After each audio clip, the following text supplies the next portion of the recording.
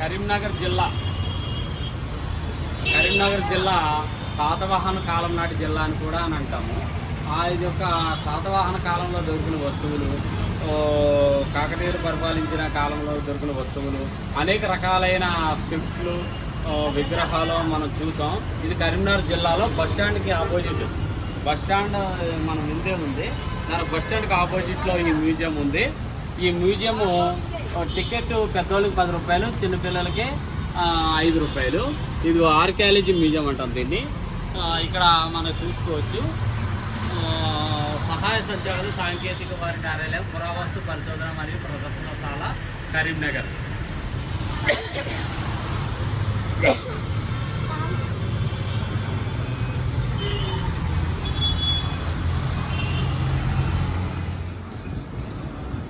ఇదిగో 3వ శతాబ్దం నుంచి తెలుగు లిపి పరిమాణ పట్టిక అంటాం.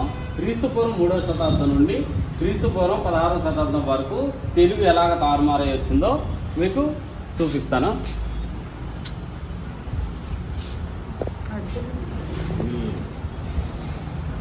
మౌర్య కాలం అంటే మనకి అశోకుడు పరిపాలించాడు. అశోకుడు వంశం మౌర్యులు 3వ శతాబ్దంలో బ్రహ్మిలిపి అనేది వాడేవారు. చూడండి, ఇది ఇది ఎల్లో, ఇది ఊ ఏ కా గా గా గ, అలాగా మనకి దీన్ని బ్రహ్మిలిపి అని అంటాం. దాని నుంచే తెలుగులోకి మనకి ఇంతవరకు వచ్చింది అని మనం చూస్తాం. నెక్స్ట్ వన్ వచ్చేసి బట్టిప్రోలు దాదు పేకటపైన బ్రహ్మిలిపి. ఇక్కడికి డిఫరెన్స్, కొద్దిగా డిఫరెన్స్, లిపికి డిఫరెన్స్ కొద్దిగా ఉంది. ఇక్కడ ఓకి జడ్ కింద రాసుకుంటున్నాం, ఇక్కడికి కొద్దిగా డిఫరెన్స్ అయింది. ఇక్కడ సిలువు గుర్తు బ్రహ్మిలిపిలో, ఇక్కడ కొద్దిగా డిఫరెన్స్. ఇలాగ డిఫరెన్స్ చేసుకుంటా ఇలాగా ఇది బ్రహ్మిలిపి కిందనే వచ్చింది. తర్వాత 1వ శతాబ్దంలో శాతవాహన కాల బ్రహ్మిలిపి, శాతవాహన కాలం వచ్చింది. శాతవాహన కాలంలో ఇలాగా లిపిని అలా రాసుకున్నారు. ఇది మరి పర్షియా నుంచి వచ్చిందా లేకపోతే ఎక్కడి నుంచి బ్రహ్మిలిపి? గుప్తుల కాలం, ఈ గుప్తుల కాలం లిపి 4వ శతాబ్దం గుప్తులు పరిపాలించారు. ఈ పరిపాలన కాలంలోని ఇలాంటి రాత మనకి ఉన్నది లిపి. తర్వాత సాలంకాయన కాలపు లిపి 5వ శతాబ్దంలో లిపి ఇలా మారుకుంటా వచ్చింది. తర్వాత తెలుగు కన్నడ లిపి, తెలుగు ప్లస్ కన్నడ, పల్లవుల కాలపు తమిళ లిపి. పల్లవుల కాలంలో తమిళ లిపి ఇలా ఉండేది. తర్వాత తెలుగు కన్నడ లిపి. తర్వాత తూర్పు చాళుక్యుల యుగపు తెలుగు కన్నడ లిపి. తూర్పు చాళుక్యులు మనకి ఆంధ్ర ప్రాంతంలో ఉంటారు. రాజరాజ నరేంద్రుని, ఇతను కూడా రాజమండ్రిని ఆస్థానంగా చేసుకున్న కవి రాజరాజ నరేంద్రుడి కాలపు తెలుగు కన్నడ లిపి. ఇది 11వ శతాబ్దం నన్నయ్య బట్టయ్య యుగపు కాలం. అంటే ఈ లిపిని రాసింది నన్నయ్య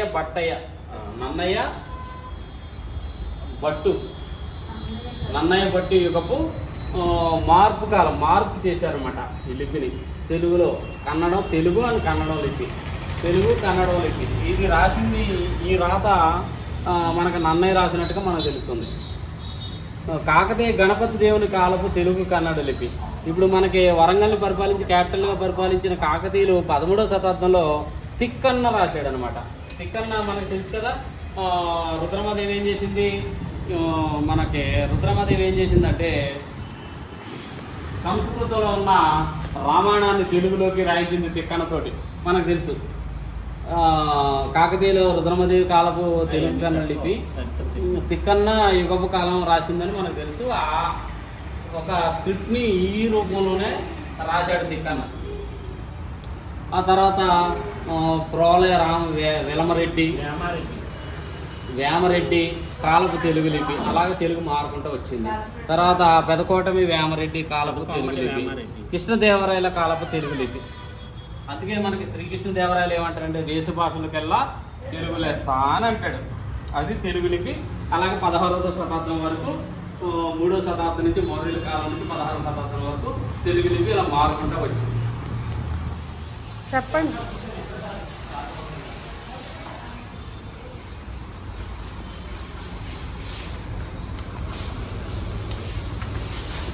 అప్పుడు కాలం నాటి కాకతీయుల కాలం నుండి 11వ శతాబ్దం 14వ శతాబ్దం అంటే వీలుగారుడు అని వాళ్ళ బొమ్మలు వేశారు. ఇది నెక్స్ట్ వన్ వచ్చి మకర తోరణం 13వ శతాబ్దం. ఇక్కడ ఇది నాగిని 12వ శతాబ్దం. ప్రతాపరుద్రుని శిరసట చూడండి, చూసారా, ఇది 13వ శతాబ్దంలో చేయించబడింది. ప్రతాపరుద్రుడు సేమ్ ఇలాగే ఉంటాడు. ఎవరు? కాకతీయుల రాజైన రుద్రమదేవి యొక్క కూతురు కొడుకు మనవడు. రుద్రమదేవి యొక్క కూతురు కొడుకు మనవడిగా పట్టాభిషేకం చేశారు. ఇతని పేరు ప్రతాపరుద్రుడు. ఆయన స్క్రిప్ట్ని 13వ శతాబ్దంలో, ఆయన యొక్క బొమ్మనే 13వ శతాబ్దంలో చెక్కబడింది.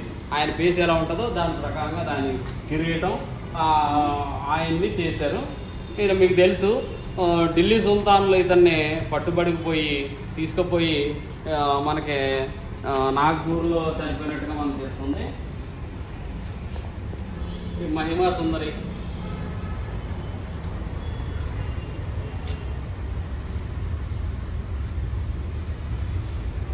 మహిమా సుందరి 10వ శతాబ్దం. నటరాజు కాలం 12వ శతాబ్దం. వినాయకుడు 7వ శతాబ్దం.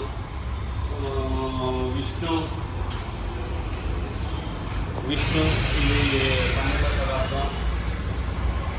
ఇవన్నీ కూడా రాళ్లతో చెక్కబడి అనేక రకాలైన విగ్రహాలు మనకి చూస్తున్నాం. నెక్స్ట్ వన్ వచ్చేసి బ్రహ్మ అని అంటారు కదా, బ్రహ్మ విగ్రహం. తర్వాత 12వ శతాబ్దం.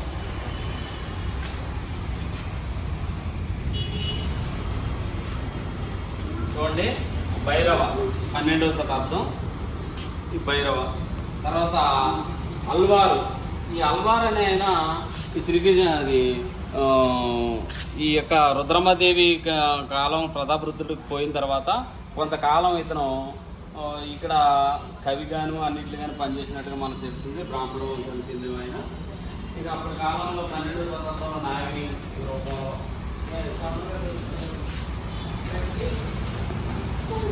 చూడండి, అప్పుడు కాలం నాటి రోలు చూడండి. 12వ శతాబ్దం రోలు ఇట్లా చిన్నగా వాడుకునేవారు. అవి అనేక రకాల కారణాలు 12వ శతాబ్దం. ఇక మనం 12వ శతాబ్దంలో వీరగల్లని కూడా చూస్తున్నాం. ఇతను వీర సాహసాల గురించి మరి వీరగల్లని బిరుదో లేకపోతే రాజా లేకపోతే దేవుడా అనేది మనకు తెలియదు. మీరు చూస్తే కామెంట్లో పెట్టండి. ఈ రాయలు మధ్యలో ఇది కాకతీయులు పరిపాలించిన పౌర్ణాల లెక్క కనబడుతుంది. ఈ రాళ్ళు ఒక దిక్కున పడిపోయి ఉంటే తీస్తే అంతా గమనించి ఇక్కడ వీడియోలు పెట్టినట్టు మనం చూస్తున్నాం.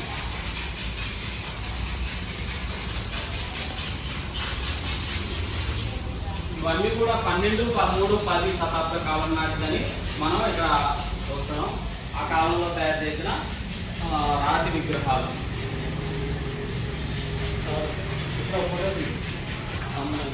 బయట వెనక ఉంటాయండి ఇవన్నీ.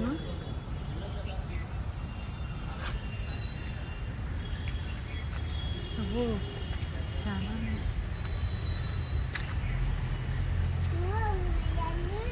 ఇదిగో ఇది 12, 13 శతాబ్దంలోది. ఇది మల్లాపూర్లో దొరికింది. మనం రాత్రి ఆగినాం కదా, మల్లాపూర్ విలేజ్లో దొరికింది నాగిని విగ్రహం. క్రీస్తు పూర్వం క్రీస్తు శకం 12, 13 శతాబ్దం. ఇది 12, 14 ఇది కూడా గంగాధరలో దొరికింది. ఇది భక్తుడు 13వ శతాబ్దం, ప్రతాపరుద్రుని కాలం అనమాట ఈ ప్రాంతం. ఇది వీరగల్లు అంటారు. ఇది 13వ శతాబ్దం. ఇది వీరగల్లే. వేరే వేరే ప్రాంతాల్లో దొరికిన విగ్రహాలు అన్నమాట ఇవి. మరి అప్పుడు స్ట్రక్చర్స్ అలా ఉన్నాయి. ఇది వీరగల్లే.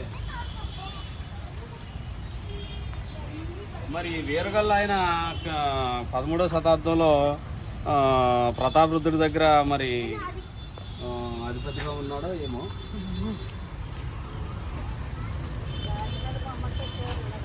ఇది ఇక్కడ చూడండి, దీని దగ్గర ఇది కాకతీయుల రుద్రమదేవి మంత్రి గంగాధరుని శిలాశాసనం అన్నమాట. ఈ 1171లో దీన్ని శాసనం కింద రాసి ఏర్పాటు చేశారు. ఇది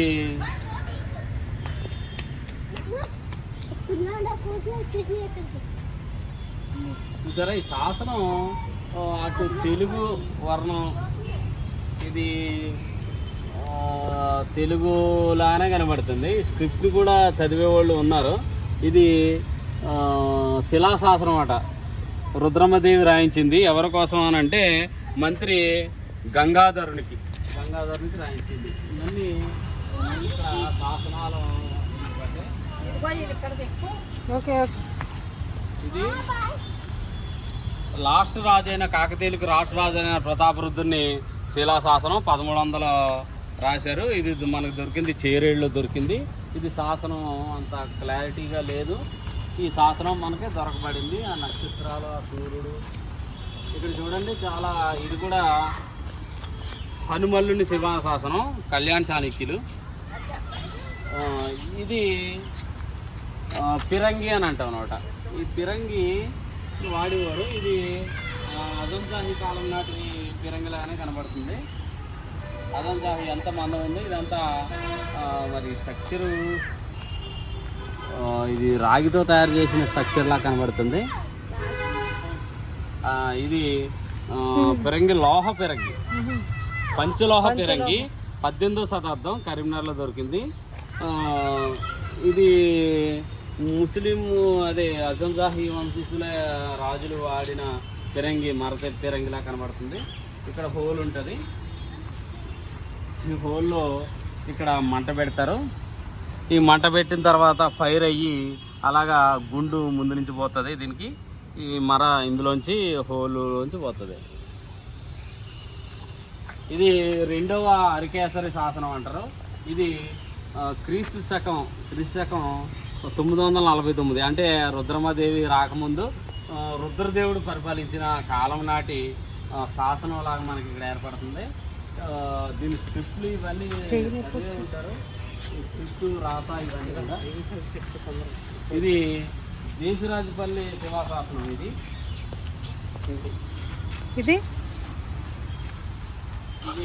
10వ శతాబ్దం ధరంపూర్లో దొరికింది.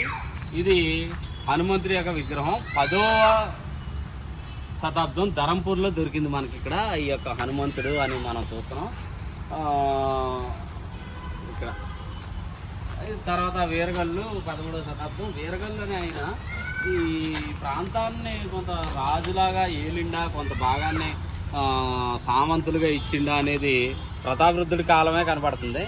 ఈ వీరగల్లు అనేది ఒక మరి దేవుడా లేదా అనేది మీకు తెలిస్తే కామెంట్లో పెట్టండి. క్రీస్తు శకం 19వ శతాబ్దం వెల్ది గ్రామంలో దొరికింది వీరగల్లు. మీరు ఏదన్నా తెలిస్తే కామెంట్లో పెట్టండి. సహాయకులు 10వ శతాబ్దం పెద్దంపేటలో దొరికింది. ఇది వాళ్ళకి వీరగల్లుకి సహాయులుగా ఉన్నారు. ఇది 10వ శతాబ్దం. మరి అది శాతవాహనులు, ఇది కాకతీయులకి వీళ్ళు ఏమన్నా కాకతీయులకి వీళ్ళకి సామంతులుగా ఉన్నారా, ఈ వీరగల్లు ఆయన మరి దేవుడా లేకపోతే తెలీదు. మీరు తెలిస్తే కామెంట్ పెట్టండి, హిస్టరీ తెలిసిన వాళ్ళంతా. ఈ సుందరి అనేది 10వ శతాబ్దంలోనే చెక్కబడింది. చూడండి, అన్ని చక్కగా మనకి స్త్రీ అన్ని ఇక్కడ వ్యవహారం కనబడుతుంది. ఇక్కడ ఇది ద్వారబంధాలు అలా తయారు చేసుకున్నారు 18వ శతాబ్దం. అంటే 10వ శతాబ్దంలో ద్వారాలు ఇవి అనమాట. అలా చెక్కుకునేవారు రాళ్ళ మీద.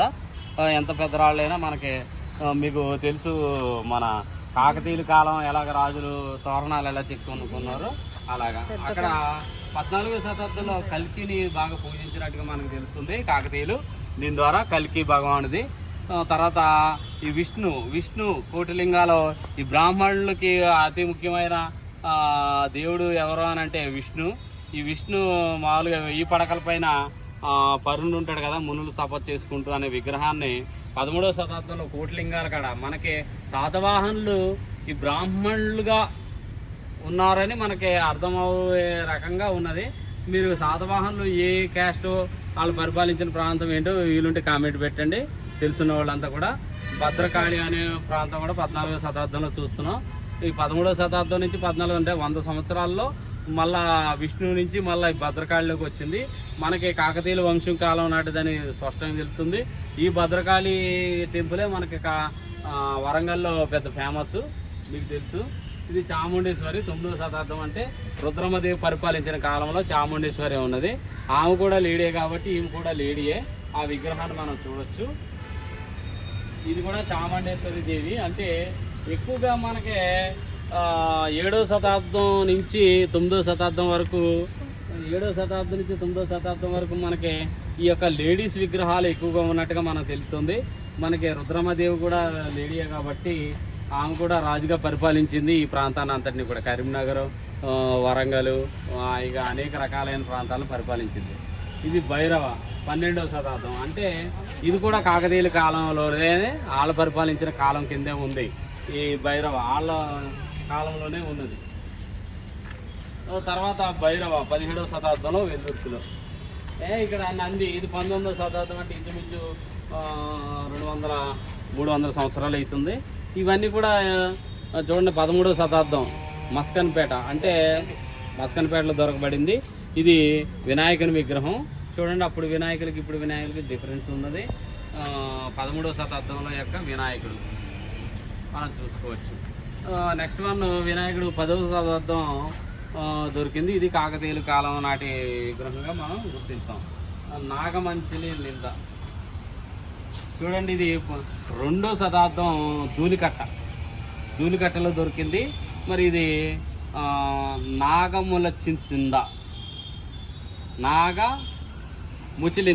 నాగముచిలింద అనే విగ్రహం.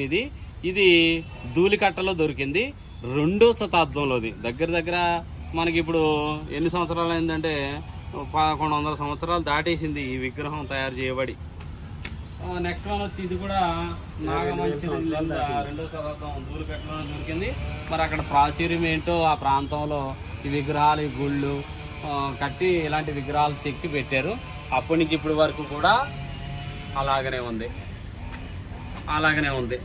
నాగములిచింద ఇది మనకి చెప్పుకుంటే ఇలాంటి సన్ని కూడా ఇది బుద్ధుని కాలం యొక్క దానిగా మనం గుర్తిస్తున్నాం. వీటిని చూడండి, బుద్ధుని స్తూపాలని కానీ లేకపోతే బుద్ధుని యొక్క సంబంధించిన ఒక దానికి స్తూపంగా చెప్పుకోవచ్చు.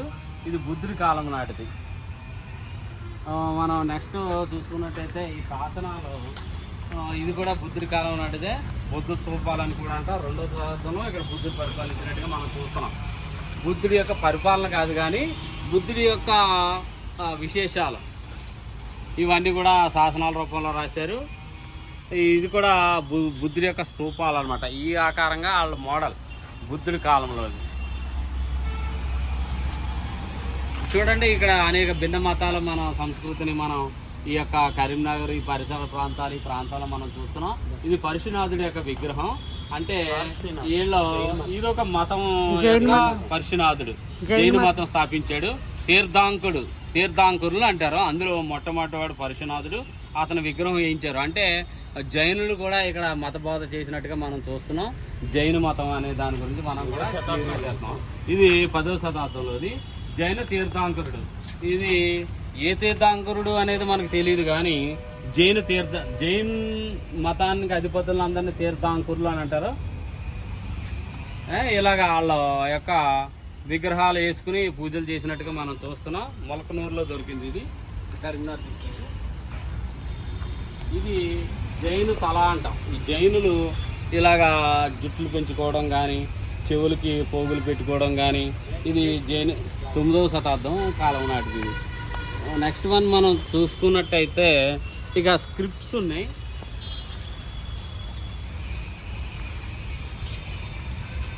బ్రహ్మి శాసనం, బ్రహ్మిలిపి అంటారు కదా. అశోకుడు కూడా బ్రహ్మిలిపినే పాటించినట్టుగా 1-2 శతాబ్దం మరకట్రావుపేటలో వెలకటూరులో దొరికింది. ఇది ఒక బ్రహ్మిలిపిలో రాశారన్నమాట. ఇక్కడ స్క్రిప్ట్ కనపడుతుంది క్లారిటీగా. వాళ్ళు పురావస్తు శాఖ వాళ్ళు కానీ స్క్రిప్ట్ రైటర్స్ కానీ స్క్రిప్ట్ చదివే వాళ్ళు కానీ వాళ్ళు ఈజీగా వాళ్ళకి అర్థమవుతుంది. ఎంత పెద్దరా. ఇది కూడా బ్రహ్మి శాసనం అంటాం. ఇది బ్రహ్మి స్క్రిప్ట్ అనమాట. దీన్ని 1-2 శతాబ్దం కాలం నాటిది వెలగటూరులో దొరికింది మనకి. ఇది గణపతి. ఇక మీకు ఈ యొక్క కాకతీయుల కాలం నాటిదని చెప్తారు.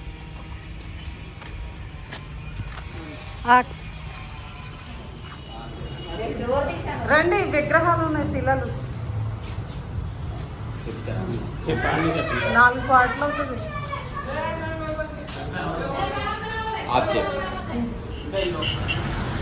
ఇది మ్యూజియం కరీంనగర్ జిల్లాలో ఉన్న